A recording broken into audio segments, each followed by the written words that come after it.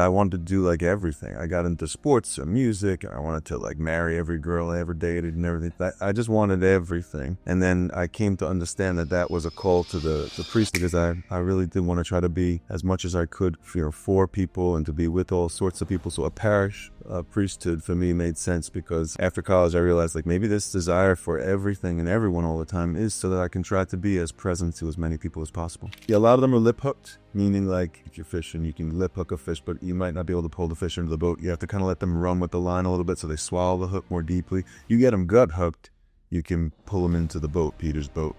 But people are generally lip hooked at the beginning and they need a little time to take it more deeply.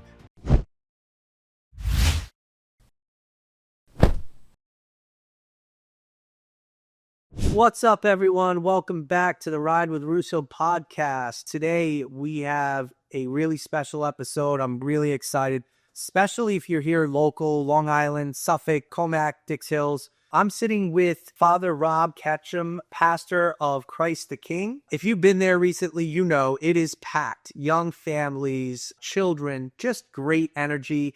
Can never find parking. But today's episode, we're going to dive in far beyond the walls of the church. We're going to talk about what's driving that growth here at the parish. So, Father Rob, welcome. Thank you. Thanks, Dan. Good to be with you, brother. Same here. Let's just start a little bit background. Like, tell us a little bit about your backstory. Like, have you always known you were going to be a priest, or is this something you figured out later on in life?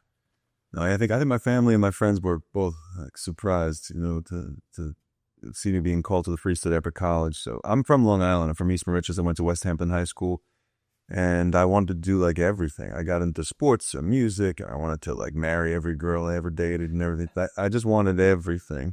And then I came to understand that that was a call to the priesthood that was in there when I was younger, because I really did want to try to be as much as I could for people and to be with all sorts of people. So a parish priesthood for me made sense, because after college, I realized like maybe this desire for everything and everyone all the time is so that I can try to be as present to as many people as possible.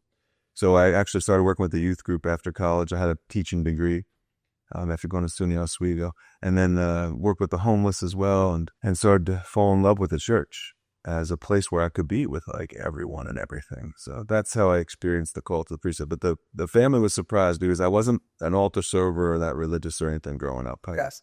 But you do have a strong family background of faith, right? Absolutely, yeah. I was raised going to church on Sundays with my family. I had one sister, and she and I were brought by my parents to Mass on Sundays. And my mother was praying in the house a lot. My father's a convert to Catholicism, who was always happy to have been able to like come into the church as an adult and has this appreciation for Our Lady and for the Eucharist and everything. Like, so I grew up in a home where my family, we love the church. My family's best friends were friends from the parish. Okay. So I know the church. But as far as the call to the priesthood, that was a little bit of a surprise. We weren't expecting that. Was it gradual, or would you say there was a defining moment? Or I think it happened pretty suddenly after college, because I was so surprised by how I was falling in love with the parish when I was just trying to fall in love with my girlfriend. I wasn't expecting it. So in that sense, it was sudden. But then looking back, I could see it was in there.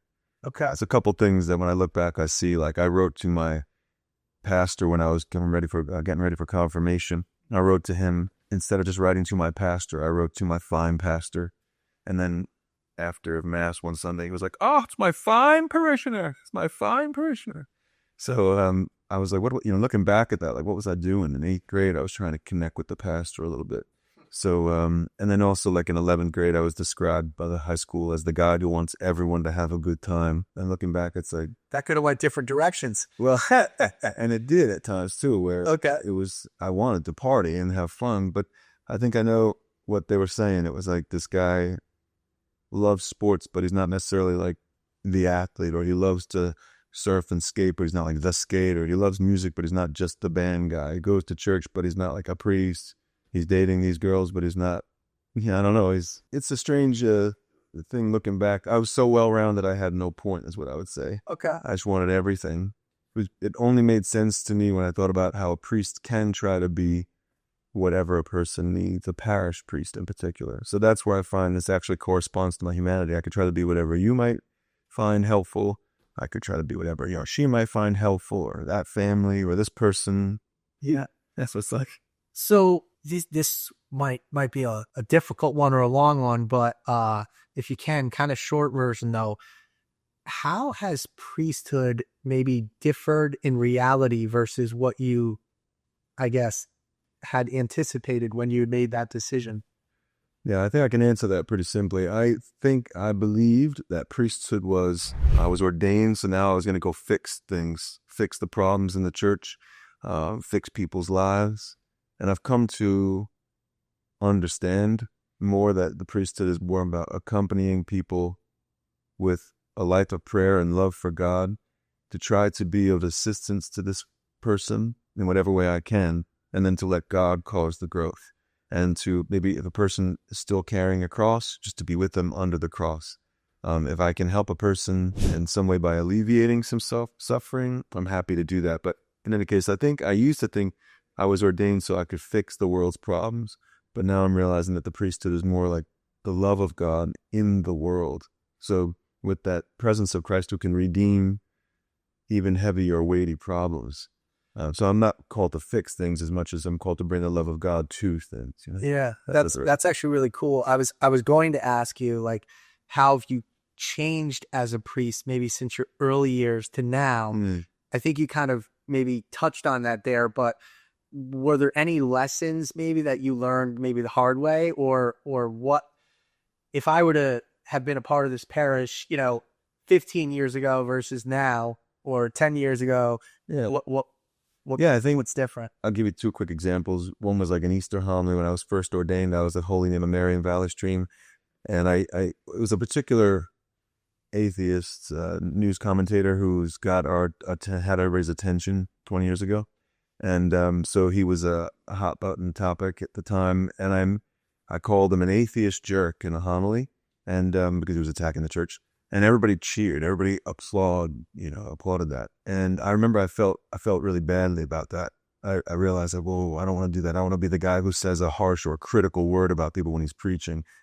So I learned the hard way, even though they were applauding it. Yeah. I was like, I'm not here to drive home, political agenda. I'm here to try to bring, again, like the love of God to the world. So I learned that because it stung my conscience. Another example of how I learned the hard way on occasion is when I was chaplain at St. John the Baptist High School. I shared a story once with the kids about my college experience of dating and some of the scary problems that can arise with that. And but the story was so personal that it was a little too much and maybe imprudent to share with the kids. And so word did get to the bishop that I was sharing a story that maybe I shouldn't be sharing. He came to visit me at the school, to put it that way, and he said, do you know why I'm here? I said, I do. I'm really sorry. I shouldn't have said that. And then he said, all right, as long as you know, and I said, look, I'm just trying to get their attention. I'm trying to, and he says, Rob, you're a priest. You have their attention. Yeah. So I've learned the hard way by usually just trying too hard. Okay. And so I'm learning that he's asking me again just to trust him instead of get the job done for him per se. That's interesting you shared that though, because I think personally, part of and I want to kind of transition into the growth of Christ the King, right? But as a parishioner, I see it firsthand. And one of the things that I think you do so well is connecting with people. You are so relatable. And I think, I don't want to speak for everyone, but I think, sometimes we look at a priest and we forget that they're humans, right? Like, you're just a guy, right? Yeah, I have to remember that sometimes that people do think about the priest as like something elevated. Yeah. I mean, because I don't experience my life that way, but I remember looking at priests like that too. I mean, they were not untouchable. We didn't grow up in that age, which we hear about a lot, like the 50s and 60s when, you couldn't even talk to father. But still, I did see the priest as somewhat removed from the human experience. And I've come to understand over the years that he's very much, if he lives his humanity honestly, he could be very much part of the human experience, and people find that helpful. Yeah, 100%. Like you're so authentic. Yeah, in your family, you're so authentic in your homilies and the way you connect and yeah. And I mean, you mentioned my family. I know you recently were over, obviously, for Sunday dinner, which we gather. But that was such a cool experience, and just watching you connect with everyone. I mean, I'm sure it's not easy. Like, me and my wife, and my daughter, but you didn't really know the rest of my family. And, you walked into this Italian, yeah, they're all here. Like, Happens sometimes, like you get invited by a few people, and then there's like everyone is there. yeah, and that's just our normal Sunday, right? But It was that was so special for me to see that you come together like that with your whole family so often. I'll never forget that. I'm really grateful for that night. But I know you're talking. Well, we'll definitely do it again. But no, it was my sister-in-law. That's all her. She loves to cook. It's all together. But my brother-in-law made a comment. He said, one of the things that I thought was just so cool was Father Rob connected. He was so intentional in making sure he involved every single person throughout the night. So there wasn't anybody there that, whether it be, everybody, you connected and found a way to connect and talk. And even if they weren't the most vocal person, right? This is interesting to me because, I do try to be attentive to everybody in the room. This is where I wrestle with, am I just a people pleaser? Or is this how you made me, God, so that I'm just being who I am? And that's the tension I live in, because I could be a people pleaser. My father's, English. So, I mean, I know charm, right? Yeah. British charm is like the blight of the English people. But it is also what can cause some, second guessing sometimes of my own intentions and stuff. But I appreciate you saying that, because, it's a confirmation to me. No, the parish priesthood in particular is trying to be aware of everyone at the table. Yeah. So that everyone can feel loved by God in some way. That's unique and personal to them, Right? Yeah, no, it was really cool. I think you always connect, and listen, it's apparent when you leave church or mass on Sunday, it's there's a line, of people waiting. I've been to plenty of other parishes throughout my life, and people are in a hurry right to leave. There's a line. Everyone wants to say hello or goodbye or whatever. So even that, though, I just love that for that person, this can be a moment that's special for them for this week, that they might remember or carry with them for the week. He looked at me, he said hello to me, and I try to do it sincerely.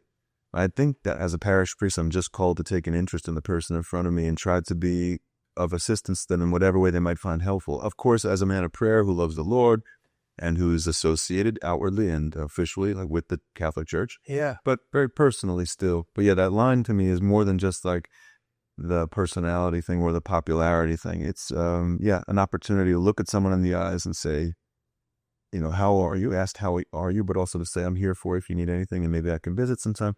I call it the Zacchaeus thing. Remember, Jesus saw that guy Zacchaeus in the tree, and he said, Zacchaeus, I want to come over to your house to eat tonight, which is funny. Christ is like inviting himself to this guy's house. But I do that to people. I've learned that it's not meant to be an imposition or a burden, but rather a way of saying, I'd like to be closer to you. So I say to people sometimes, maybe I can come over sometime. Yeah. And man, they take me up on the offer. I go to people's homes 3-4 nights a week. Like I mentioned to you before, we were talking about appointments during the week. People come see me. I say, come see me if you'd like to talk. And they do. And then I say sometimes, maybe I can come by sometimes. And we put something on the calendar. It's pretty cool. Yeah. No, it is. I for me, it's always fascinating because, as a business owner, and not even just as business, I think I'm just passionate about understanding people. And, there's a leadership element to it. And so, I don't know, I kind of watch and observe around Mass, and I see people's reactions and stuff like that. And I see what's happening at the church and in the community. And it's really special. So first off, how long have you been?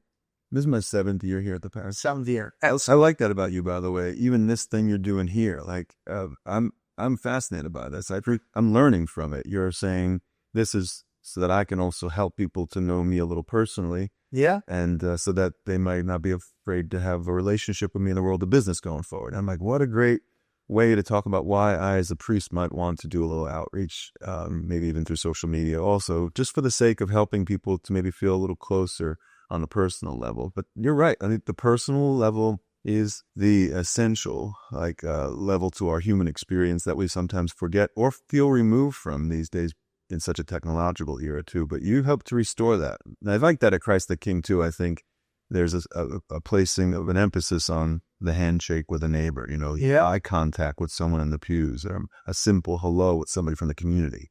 That stuff will always still be like the very stuff of life, I think. Yeah, I do want to talk social media and digital outreach for a second, but before doing that, Hang on, ask the quick. What was the quick? I did cut you. no, it's all good. I just in talking about the growth. So you've been here for 7 years, right? I've only been a parishioner, I think, for about 3 years now. We live in Dix Hills, and we were going to another parish, and somebody had mentioned, like, because we're Commack school district, so somebody said, oh, you might want to bring, your daughter, Christ the King. She's going to be going to school with people in it, right? So we started coming here, we fell in love with it, and we're here all the time. And I personally, I think the baptisms are awesome. I think it attracts. So for those that don't know, like, you do a baptism pretty much every mass, right? During the mass on the weekends, yeah.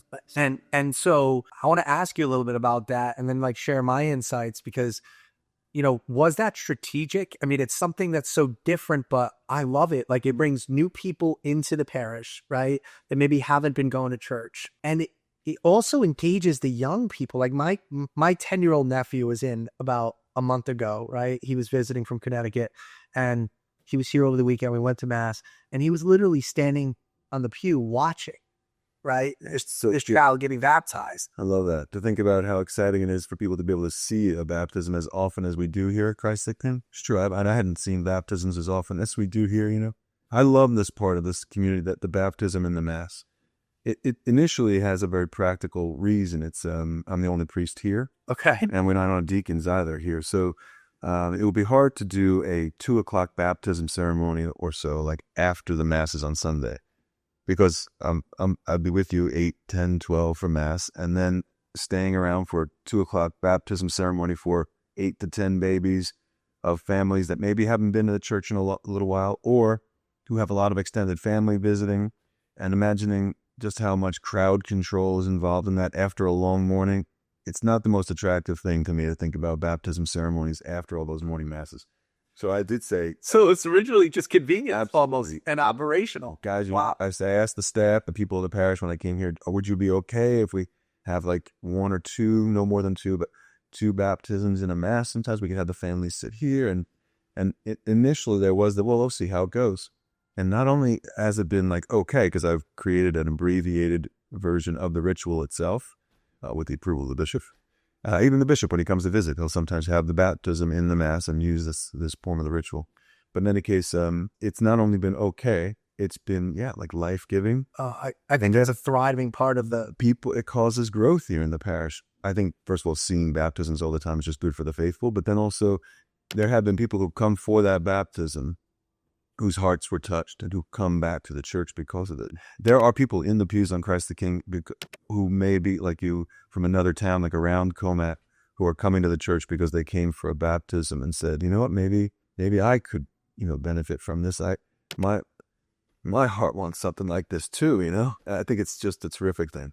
And also, I really am so proud of the parishioners of the parish when they are kind to the baptism families who may be a little, like they did bring a little commotion sometimes just because they're excited to be seeing each other and they're a little early. Taking a picture.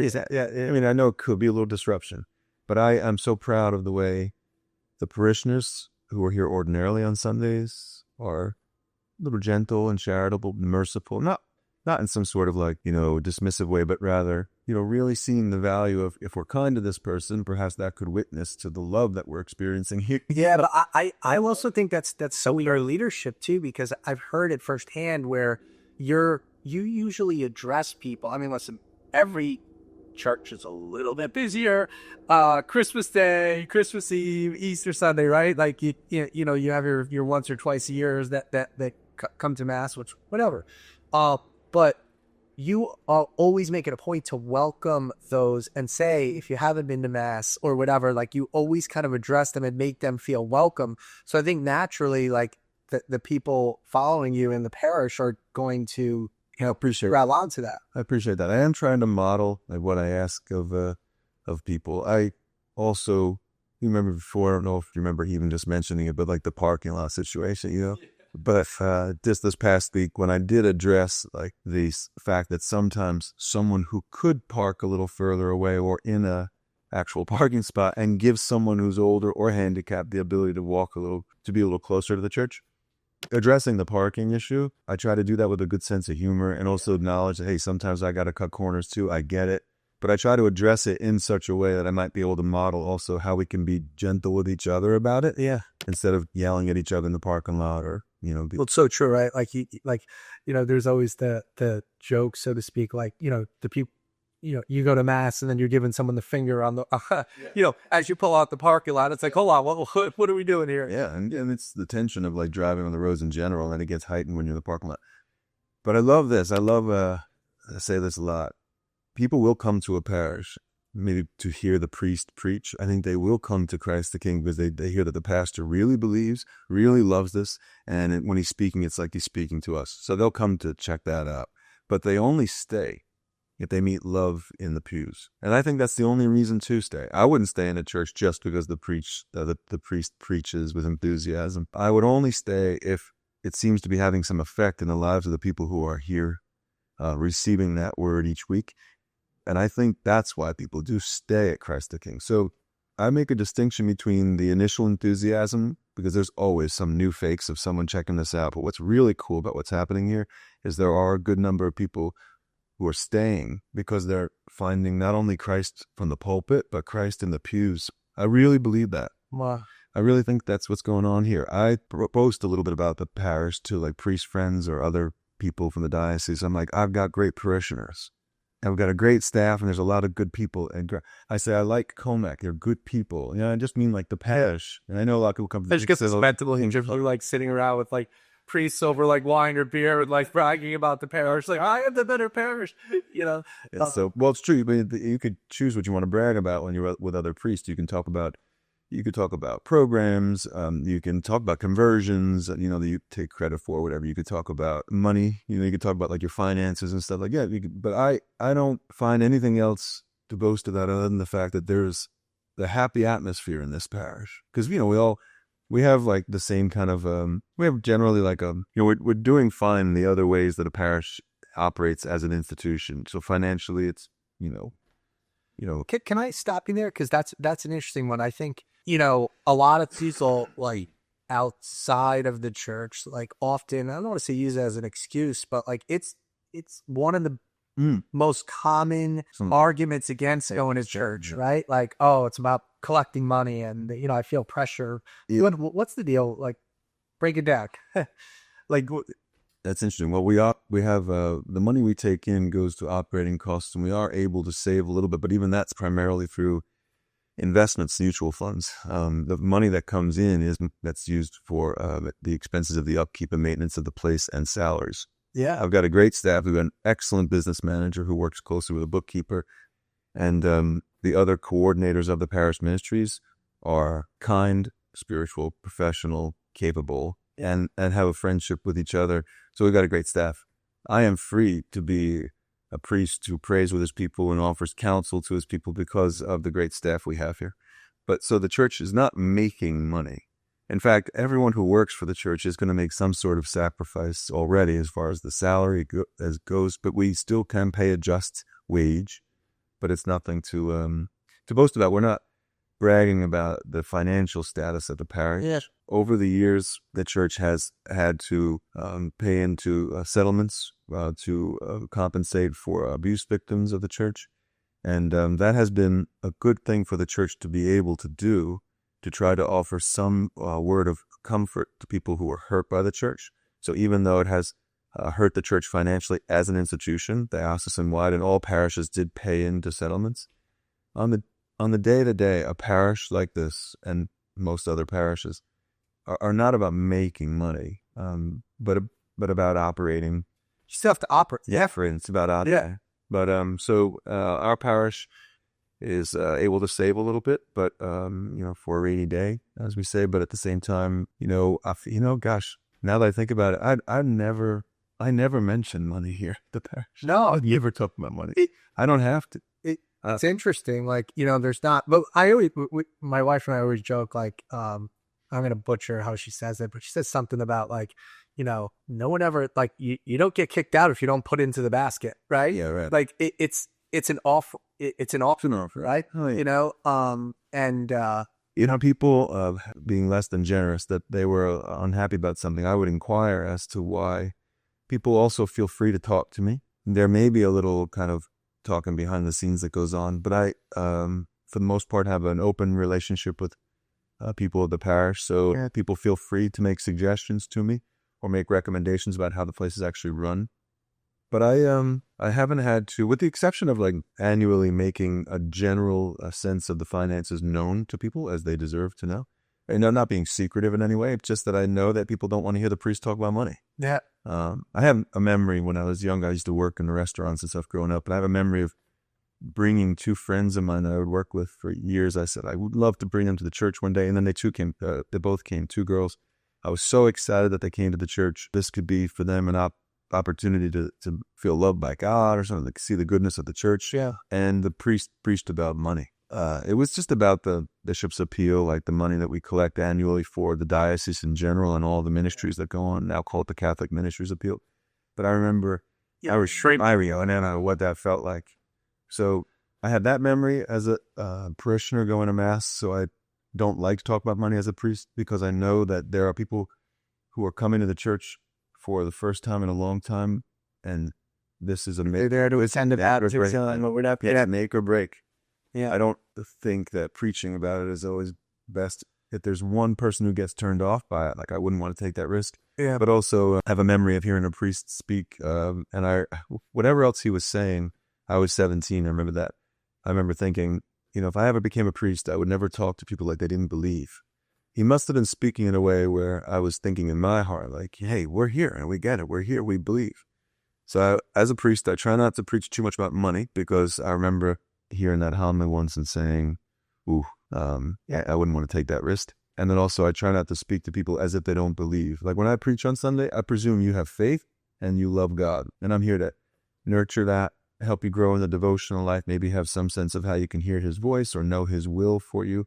But no, I don't preach on Sundays as if the people in the pews don't believe. And I think people pick up on that. Okay. So let's transition. Though we were talking a little bit about the growth of Christ the King, the baptisms. When I look around, it during Mass, it doesn't matter. First off, whether you go to 8 o'clock, which we've never made, so I shouldn't say that. We're not. We're at 12 o'clock Mass. But it really doesn't matter. Saturday at 5, whatever. Like his place is packed every time, and it's got a great blend of age. It is not like too elderly, it's not all young, but like you have all ages, all walks of life here, and it's a beautiful thing to see. But I want to say there's overall, it seems a lot younger. There are young families here. Why do you think that it's other than the baptisms? A couple of things. I think there's a desire for the families, have a desire, I think, to be supported and built up, and for their children to hear a word that might encourage them, to be unafraid of what the world might say about them. Like if the children feel unloved or like they're handling some criticism or some tension in school, they're socialized. I think the parents want their children to be loved. So that's why I think they bring their kids to the parish. And to know that God loves them and is with them. And then this priest is saying to their little heart that even when you're at school, God is with you. So I think very practically, parents want their children to hear from the priest that God loves them. I think parents also are looking for a little support with their marriage. I think it's a way for a spouse to say something to their spouse that they might not be able to find words to say themselves. So maybe father will say to you what I was trying to say to you last week, something like that. Then there's the older generation who comes to the church because they believe still, as they rightly should, that the church has a valuable contribution to make to society, to the culture. And although we don't live in the age of the blue laws where everything closed on Sundays, I think older people are still consoled to see so many people in the church here. So they come to see that. Look at all these people coming to the church that we gave so much to build up. And we got the church bells going. Yeah. And I'm happy for them. Then there is the Charlie Kirk effect. There are the young adults who are coming around because there's a new and heightened interest in the possibility of Christ being a unique word from God and possibly even the second person of the Trinity, like as Charlie was saying. So there is that new interest on behalf of the young person verify this event, to verify that Christianity is true. So they're I definitely want to dive deeper. So I this young, man. Yeah. So that's happening. So what? I don't know. It's cool though. Like I've seen you shift your homily. I don't know. There's got to be so much preparation that goes into preparing, as well. But it's always timely. What you're saying. And I've seen it shift. So like right now, a lot of college kids are home, or getting ready to go back to school, but they're home for holiday break. Yeah. And so as you look around the pews, you see like a mom or a father, with their daughter or son that you could tell is home from college. Yeah. And there is that warm feeling. Like it's kind of cool to see, like, that they've got their arm around their kid, it's special. But I've seen you tailor your homily knowing that there's a different audience. That's a cool question. I think, or at least, observation. I think it is helpful to speak to the young adults. Speaking to the young adults at Mass, you can speak to the children. They can kind of hear what you're trying to say to their older brother or sister. I think they pick up on at least the spirit of the word you're speaking to them. And then the parents are happy or saying something to their child whom they love. And grandparents, also the older generation, they are happy to hear their grandchildren hear this word you're speaking to them. So I think speaking to the young adults is a way to speak to everyone. That's one way to say it, don't you think? Yeah, no, I love it.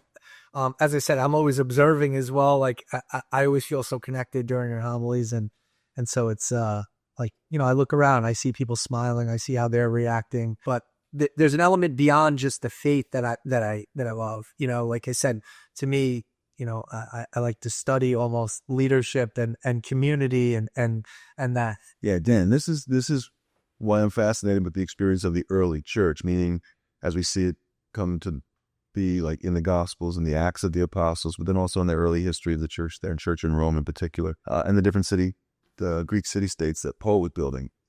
The reason I think that the church was growing in the beginning was because, first of all, what it was like to be with Christ, to be with that man. They didn't have all the theology, and they didn't have all the structure and the institution. They had the man and the friendship that they shared with each other when they were with him. That's why they stayed with him. There was something about being with that man. And the same thing about the early church, even as Christ had already been raised from the dead and ascended back to the Father.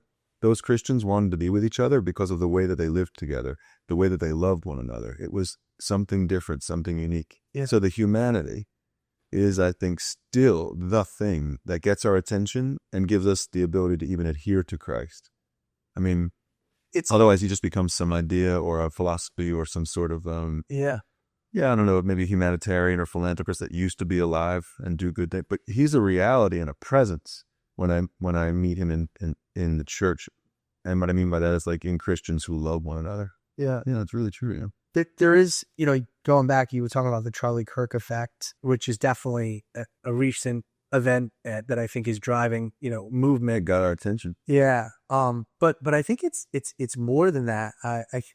It's interesting. You were talking about like the early days, and then there was, in, I would say the last 15 years, almost like a little bit of degradation of that connection. I feel people started moving away as technology advanced. People are getting sucked into their phones and I don't know. I felt like there was a little bit of separation for a lot of people. Right.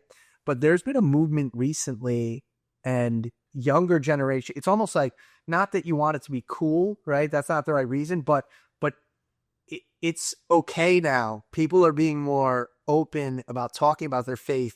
And even just about being together, there's a desire to be with one another. I think we were a little disappointed by the separation we experienced because of the moving all of our relationships online. Yeah. What Charlie was really doing was being with people. Let's meet here in the flesh. Whether or not he meant to be so incarnational about his ministry like that, that's what he was doing. His guys coming to in person, and that in itself is a dynamic that I think we miss. Remember, our generation, we talk about how we played outside. Yeah. We knew our neighbors and all that stuff, right? But and then there were also, whenever something makes hard, but it's our generation though, it just makes me feel old.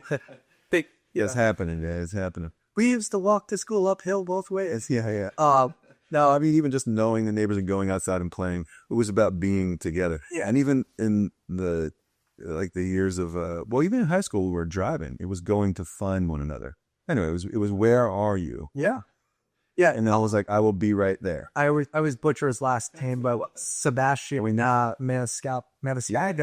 He does this scene where he talks about, like, you know, Saturdays and how the doorbell used to ring, right? When everybody, like, you know, went to the doorbell. It was Uncle Taj or whoever, like everybody was there. Now, like, the doorbell rings and everybody jumps behind, like, who's there? Why is somebody at my door? Like, you know, like it's just a total shift in that connection. But I think so. The new thing that we're seeing now happening is this sort of reawakened desire for community and being with other people. I don't want to be alone. Yeah, I don't want to be alone. Yeah.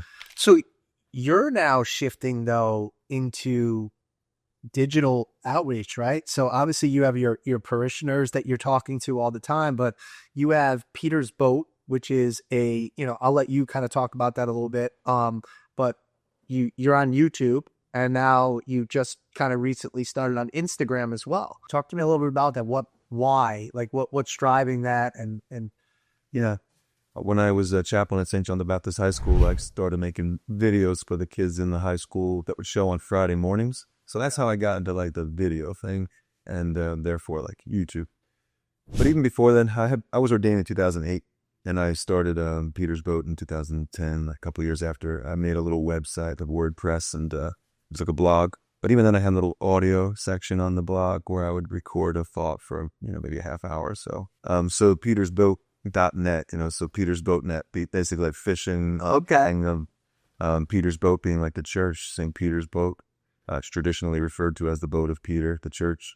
And then there's that time when Jesus was trying to talk to the crowd on the shore, but there was so many people that he couldn't talk to all of them or be close to all of them. So he got into Peter's boat and he pushed off the shore a little bit so he could reach the multitude. So I like the idea of Peter's Boat as, you know, being online, for example, with social media or YouTube. Yeah, it's a little pushed off the shores from reality a little bit, but it serves a purpose. It lets Christ speak to the multitude. Yeah. Well, there's so much downside, right? Like about, you know, technology and the bad that comes from it, but God can make good out of anything, right? And now it's a tool, it's an instrument. You can use a gun to hunt or to kill someone, but you know, it's whatever you do with it. So the same thing I think with social media and stuff like that. It's how we use it. It's a tool, put it to good use, and it could lead to good things. But that idea of Peter's Boat is, for me, I know it's not exactly the same thing as being with someone, but it can serve its purpose. And you helped me to appreciate this too. And even doing these things, talking to a friend and making it known to your own friends and family and clients to let them know you a little more personally in between the engagements. I like that. That helps me to be at peace with what I'm doing too. It's like, I'm not trying to be an online personality or an influencer. Yeah. But I am trying to give people that I know a little way to see me or hear from me in between the times when we're together. So in that sense, it could be of good use.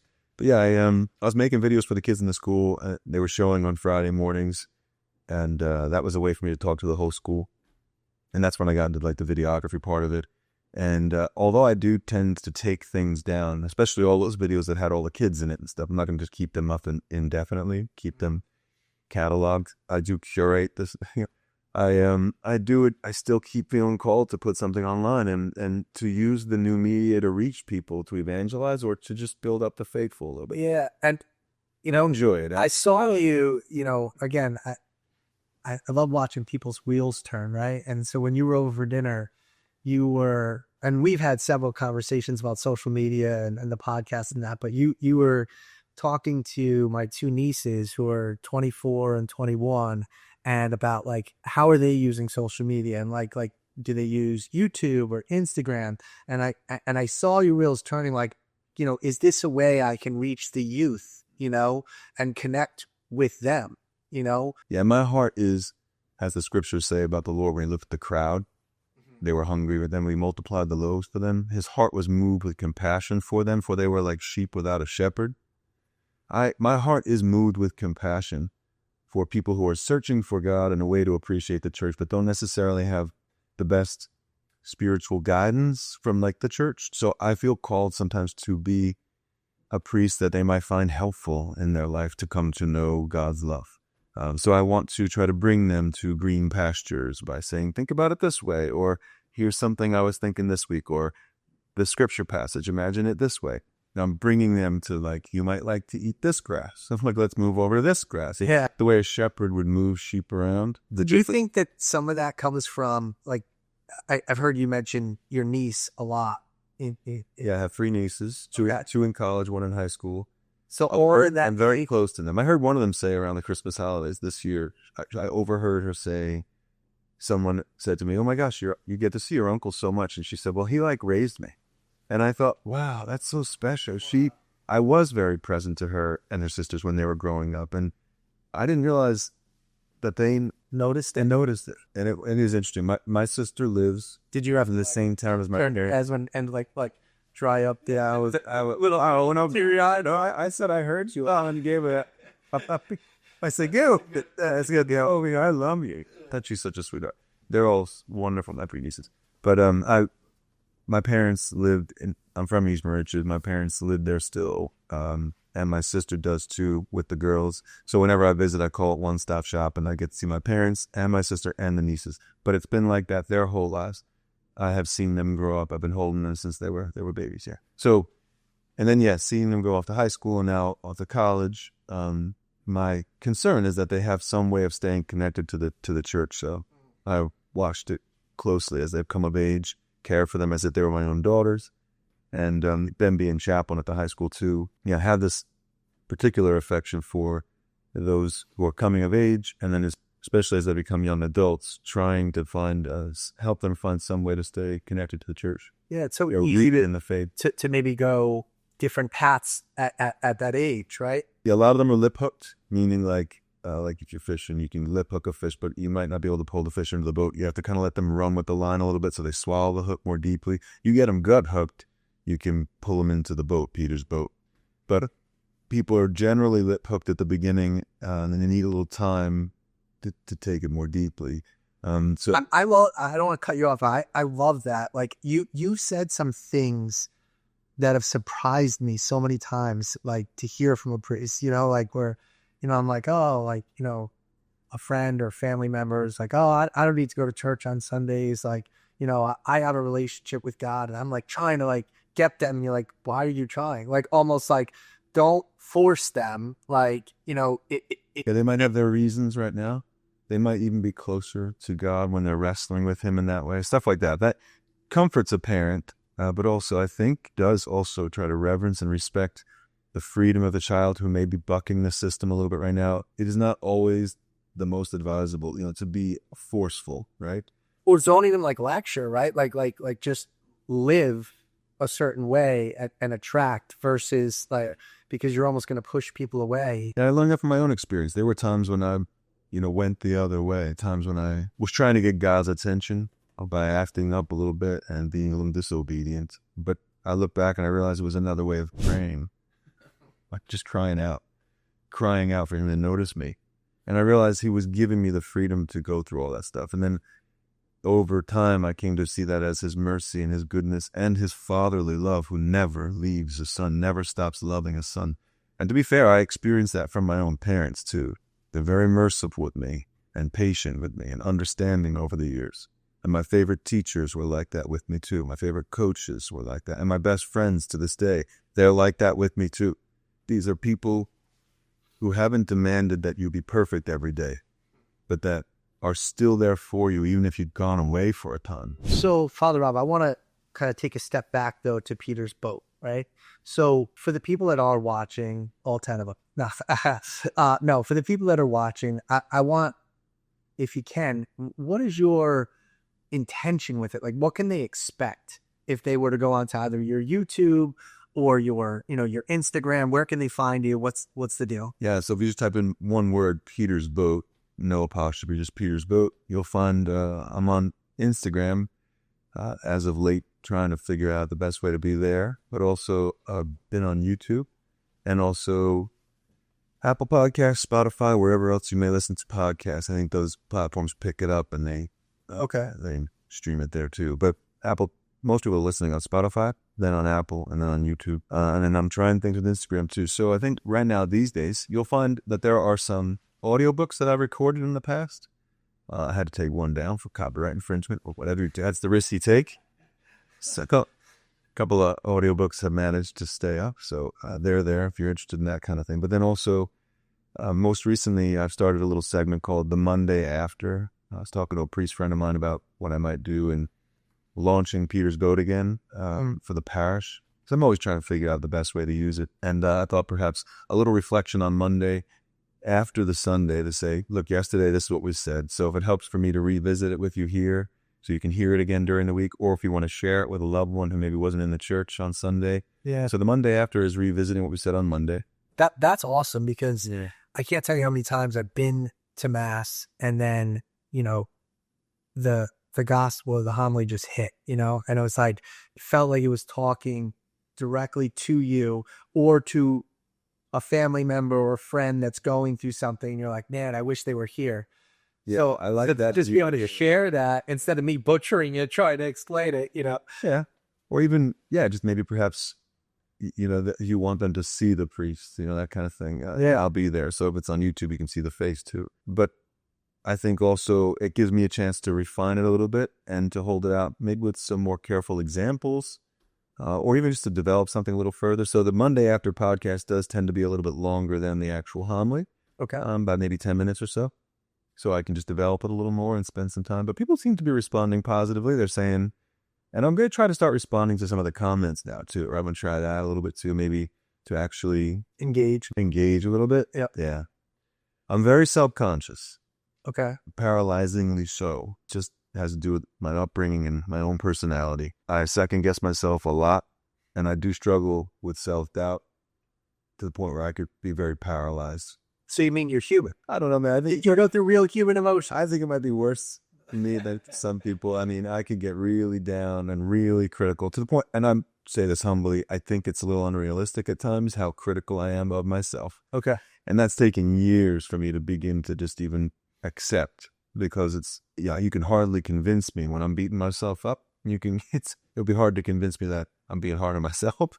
So I'm coming to understand that, okay. But it's also so cool though, because I feel like, again, I don't want to speak for others, but I feel like it's palpable and authentic and vulnerable, and that's what makes it real.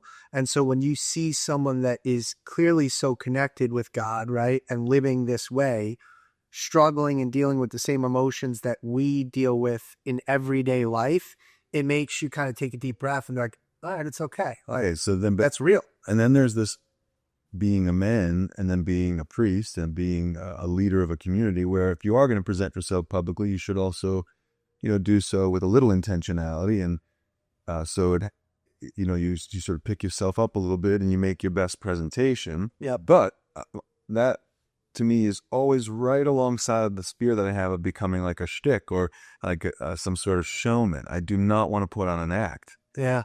So if I'm totally myself, I'm going to be this sort of, self-doubting, kind of, but I have a balancing act. Yeah. Yeah. I don't want to be like this sort of, despairing guy who was like, is this guy, is he doing okay? Is he all right? I'm going to put on airs as if I'm perfect or anything. So it's trying to find that sweet spot of being natural or authentic, but also not like just too casual where it's weird. Yeah. No, that's so funny. I remember, and again, I guess the expectations or whatever, but I told you this story, but Enzo and I, one day you were just off. Like you were off.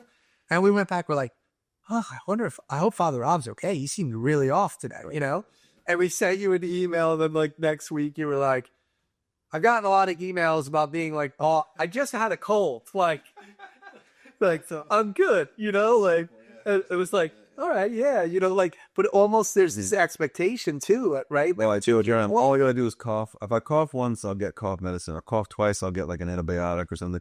If I take out my handkerchief, I'll get vitamin C. Like whatever I do on the altar, I'm gonna get something sent to me from the parishioners here. Yeah, so fun. But people just expect that you're like on your A game. I guess. I know I have the sinus infection. I'm gonna sound depressed because I probably am. Yeah. No, but it's true. I appreciate the longevity meaning like that I have a relationship here for years now with you, so that I can sometimes have a bad day too. And it's not, there are many times, when I call it coming around the corner, when I come out of the sacristy behind the altar, that's when I walk out from the place where the priest gets ready for Mass and everything with the altar service, usually on the weekend. Sometimes I turn the corner and I see you're all there, and I'm like, okay, good, they're still here. Like, I am sometimes expecting the church to be empty, thinking like, they're going to give up on me. They're going to give up this. But I realize you're not there for me. I know you're not there for me. But, I love that you let me have a bad day sometimes or a bad week sometimes. I appreciate that. That's what I mean about this community. It's forgiving, even, and most so, like, forgiving of me. But we're talking now it's pretty cool because, a lot of the people tuning in are probably, thinking obviously like religion and all that kind of stuff. But this really is so much more. It's community, it's leadership. And, a lot of my podcasts, that I do are business, leadership, community involvement, stuff like that. And actually the last episode I did was with an author of a book called Jumpstart Your Workplace Culture. And it was all about leadership and culture. And he was an amazing leader. So it's kind of cool that I'm following up with you, but, talk a little bit about like, what is it like being a leader of not just the parish, but of a community? Like, is there a lot of pressure with that? Like, how do you handle that? And why do you think people are responding so positively? Well, there are a lot of temporal concerns to a parish like this. It's a big parish, and it's a corporation. So I've got a good staff, and I lean on them for a lot of the administration of the place. So in terms of that kind of leadership, I am absolutely leaning on qualified, capable, loving, charitable, smart people to help with that. Really. Yeah, I don't do this alone. But then someone like you help me to know how you are the same person when that camera starts rolling as you are when it's turned off or before it starts rolling. And you give me the confidence to believe that I can be myself even when I step into a leadership role, which is a little more formal, either making a podcast or talking to a staff or a group of people or clients, or for me, like parishioners or people who are coming to the church for a celebration of a sacrament. I can be myself, and I can trust that it is I whom God has called to this role. So all he's asking me to do is be myself and to bring all the learning, and then to try to be clear, to try to be articulate, and to be prudent and mature in your presentation of the message of the church in a more formal atmosphere. So it's not too casual, it's awkward. But you do this really well. I feel like I'm actually talking to you right now, and that you're actually listening, even though we're making a podcast. And in that sense, you're doing it right now. I think what makes for good leadership is trusting that God works through the authenticity of a human person who is being true to his humanity. And I'm not trying to just flatter you. No, I'm trying to live this. This is the style of priesthood that I'm trying to live, if you want to call it that, or type of pastor, right? That kind of thing. I'm always towing that line of becoming a personality thing or making it about me, and that's the tension I constantly live in. But that's ego, right? Right. So the ego is always right there. Who wants in? He's like, give me the reins. It's so easy to fall into that, and I just want to. But I just don't want to be so formal where I become impersonal or mechanical about it. I know a lot of priests speak as if they're reading a script. Yeah. And they really are, I think, excited to do so and believe it to be the most effective way to be a priest. And I look, it's a big tent. There's a lot of people in the church, and there are some people who want that kind of preaching or that style of priesthood, and there are priests who find it fulfilling. But for me, it's Lord, I'm going to be the man you made me to be, and I'm going to let and ask you to help that to be enough to touch the hearts of these people, to make them want to become the people that you made them to be. I'm going to try to be the man you made me to be, and through that, I beg you, Lord, to touch the hearts of the people to become the person that you created them to be. That's so cool. It's style of leadership. Well, it's like an acceptance of self, right? But and I know we're running a little long, but it's been fun. I appreciate you saying that about me kind of being on camera, off camera, kind of the same. But for me, that's like great to hear though, because it's been such a journey. Like me getting on camera is like so outside of my comfort It's a zone. little unsettling. Like, self-conscious, doubt, like, I'm like, hey, make sure you shoot high. Like, there, how's my hair? yeah, holding a little bit on the back, like it's, And that's but, how shiny you're in. but the ego thing, It's always there. it's always there. It's always Like you post something that's like, did I get enough views? Do I get, and like, Yeah. I constantly have to reflect and understand your intention of why you're doing what you're doing. Right. But it's been a lot of work to accept both the good and the bad and just like, this is me. I'm putting it out there. If you like me, follow. If you don't, so be it. Like I'm going to be me respectfully, but I'm going to be me. You said something recently that helped me a lot. You said, I'm not trying to go viral. I'm trying to speak to the people that I know so that they can feel a little closer to me when I'm with them in person. Whoa. I'm like, what a great way to, well, first of all, to help a guy like me figure out maybe like what he's trying to do with Peter's boat. Yeah. But also what a great way to speak to people and young people who are going online. Like you don't have to try to be the influencer and always go by. That's going to happen to a few people. Yeah. It's just going to happen where some people are going to get picked up by the masses. Yeah. It's going to happen. Well, particularly for me, in my business, right? Yeah. I'm on social media. I'm not trying to go viral. I want people to be able to know me, trust me. And if they choose to do business with me, awesome. But people genuinely do business with people that they can relate to or they like. With, yeah. They feel comfortable, they trust. So, giving a little sneak peek sometimes, I think it's great. I think it's wise too. Really cool. Yeah. Well, nobody wants to hear about insurance. So let's kind of wrap up. This is really cool. What is our religion though? But just it's insurance, isn't it? That's what it is. That's it. It's making sure you get you make the right decisions with your finances in the meantime, and then know that ultimately you're in God's hands and you'll be taken care of no matter what happens.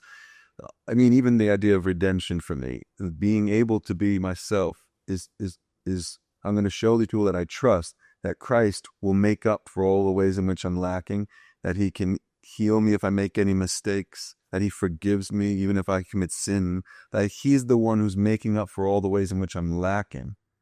And so if I try to be perfect, where am I making room for Christ? But if I accept my imperfections and grow more comfortable with that, now he can be present with me, carrying me, sustaining me. Like, so insurance in that way is always like, no matter what, insurance is supposed to, I think, help a person to be a little bold by saying, we got you.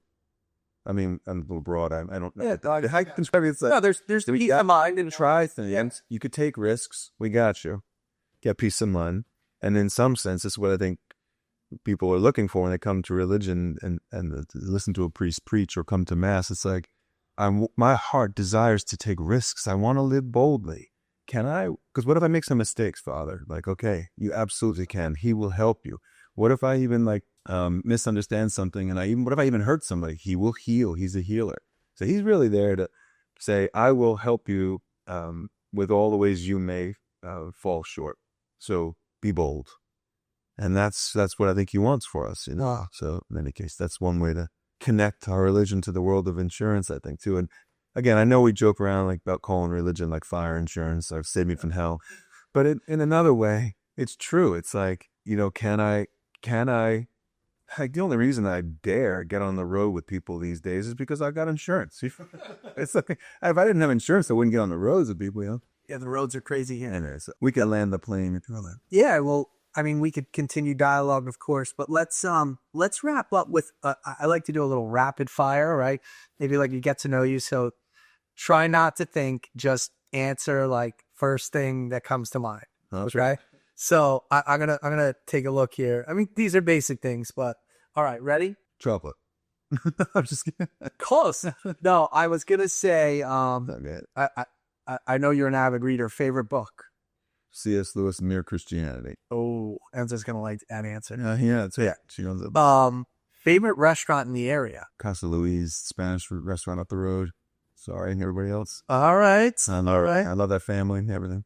Biggest mentor in your life? Monsignor James McDonald, who has since passed, gone to his reward. Parish priest growing up. I hear his voice still. His voice is the voice of my conscience. I know I've shared that story with you. That's right, from St. Matthew's. No, well, that's how my wife and family were connected with him. But It was the other connection. I went to there was this Father Fitzgerald that was doing like these retreats, and younger guy, very relatable, yeah, and he was awesome, and he was doing this event, and You should have him on the podcast, by the way. yeah, Absolutely. He's terrific. Anyway, Olympic handball team. yeah, he was amazing. He's a great storyteller. Anyway, sorry. But no, it's all good. But so, long story short, like, Good.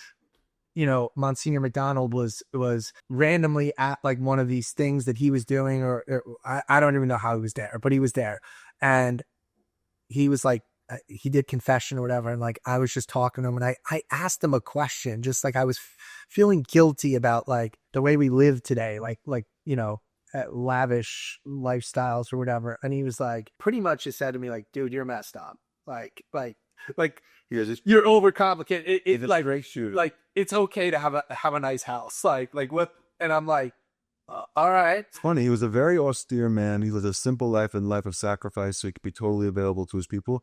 But he loved like tech. He was the first guy to have a Palm Pilot. First guy to do, the iPhone and the GPS in the car and stuff. I mean, this is going way back, but he was the first to get these things. And he used to say, "It's my one vice. I love technology." So he loved like the stuff I like too. It was crazy. It was like only engagement with him. But yeah, he's a great priest now. So all right, your go-to way to unwind? A movie, a glass of wine, and moving. Our favorite wine? Well, some Pinot Noir, bread and butter lately. All right.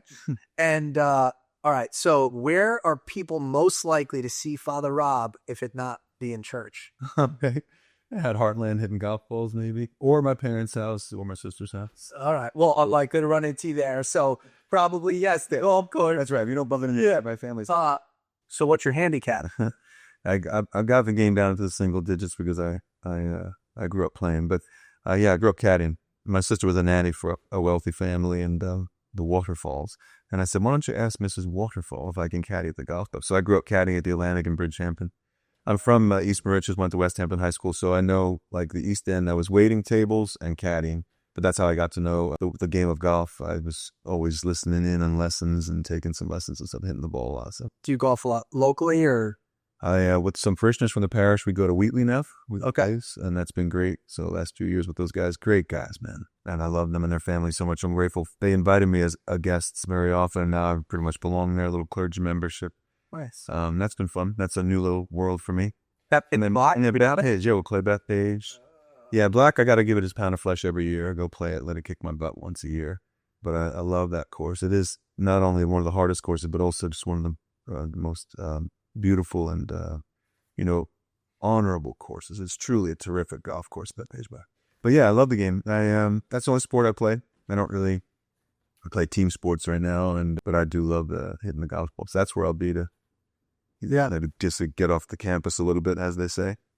Well, this has been awesome. Father Rob, thank you. Thank you for what you do as a priest, as a human being, leadership, to this community. For anyone watching that, hasn't been to Christ the King, I welcome you to, come. It's an amazing, amazing parish and community. Yeah, you get to meet Dan and his family. Yeah. And, if you've enjoyed this episode, please like, share, subscribe, Ride with Russo podcast, Instagram handle Ride with Russo. For Father Rob, please follow, Peter's Boat, IG. We'll collaborate on this. And this was fun. It was. I just want to end with one other thing. I wanted to ask you, for the people that haven't been to Mass, if they're watching this, they haven't been to Mass in a while, maybe they're feeling guilty, they don't know their way back. Any message for them? Yeah, so Christ came to help us to be close to the Father again. So well done, he did it. It is accomplished. But then we feel a distance from him sometimes, and that's where the Holy Spirit comes in. That's why he sent the Holy Spirit. So if you feel a little far from Mass or the church, that's a little distance from Christ. So say, "Come, Holy Spirit," and just let the Holy Spirit in his mysterious ways connect you again to Christ. That could lead to the sacrament of reconciliation, but it might be even a little time before that happens. It might just mean meeting someone or coming back a little bit. I would say don't be afraid to follow that impulse. Just come into the church. You can sit in the back. No one's going to ask you for your life story or anything, put you on the spot. And you might just find that your heart is touched. But it'll be the Holy Spirit that makes it possible. So just say, "Come, Holy Spirit." That's why he was sent to us, to help us. That's why he's called the advocate, man. He helps us. He defends us. He's the paraclete. He fights for us. So Christ did his job, connect us to the Father again, but then we do need the Holy Spirit to help us stay close to Christ again. So I would just say, come Holy Spirit, maybe a Hail Mary, spouse of the Holy Spirit, bless the mother, and he'll do the rest. Always welcome, right? Yeah, that's the thing, man. Yeah, I think people are surprised how easy it is to come back to it. Awesome. Well, thanks again, Father Rob. Pleasure. Thank you, Dan.